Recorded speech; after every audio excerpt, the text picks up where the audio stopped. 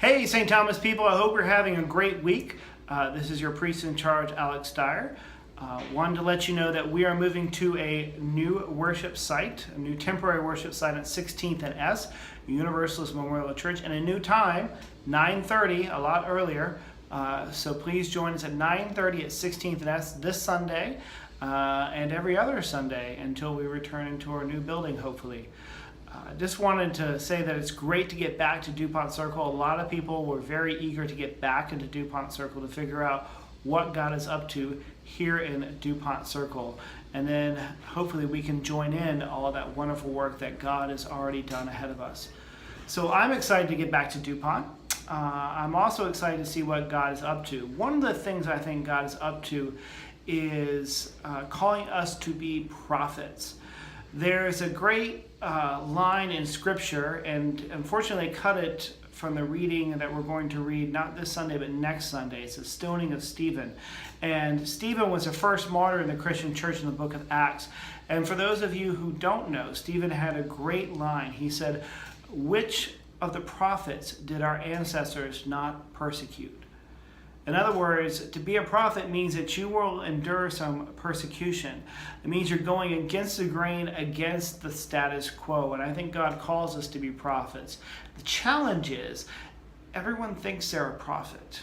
At least a lot of people like to think they are. Everyone thinks that they're doing God's work. And I think we need to be in tune with that and keep our ears and our eyes and our senses open and maybe a bit humble.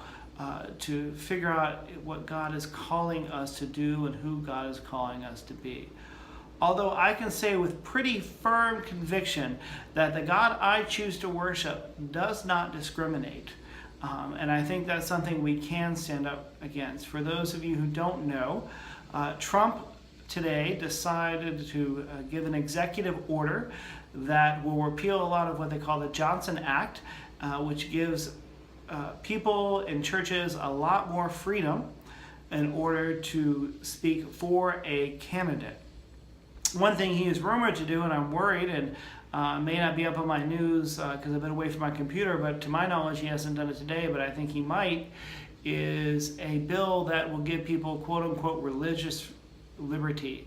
And that is the guise basically under discrimination to discriminate against people who are LGBTQ and whomever else, I don't know, whoever else they want to discriminate against.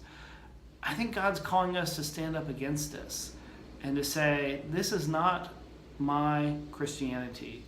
There's a new movement called the religious left to counterbalance the religious right.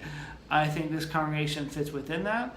So I hope you work with me in order to come together to fight this. We've got an advocate in our Bishop in Residence, Gene Robinson, and some other people that are doing this great work, and we need to join in on this and not stand up, because this is not the Christianity that I know and I follow. And I know it's not the one that you know and follow as well. So keep the faith. Let's keep on doing what we're doing and fighting for God's justice this day and all the days of our life. See you this Sunday at 9:30.